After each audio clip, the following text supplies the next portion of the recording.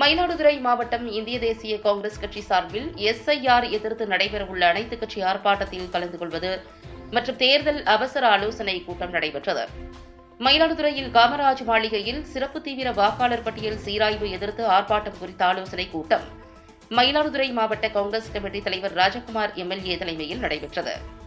இக்கூட்டத்தில் தமிழ்நாட்டில் சிறப்பு தீவிர வாக்காளர் பட்டியல் சீராய்வு கொண்டு வந்துள்ள இந்திய தேர்தல் ஆணையத்தை கண்டித்து மதசார்பற்ற முற்போக்கு கூட்டணி சார்பில் வருகின்ற 11/11/2025 அன்று மாவட்ட தலைநகரங்களில் நடைபெறவுள்ள கண்டன ஆர்ப்பாட்டத்தில் இந்திய தேசிய காங்கிரஸ் கட்சி சார்பாக திரளானவர்கள் கலந்து கொள்ள வேண்டும் என தீர்மானம் நிறைவேற்றப்பட்டது.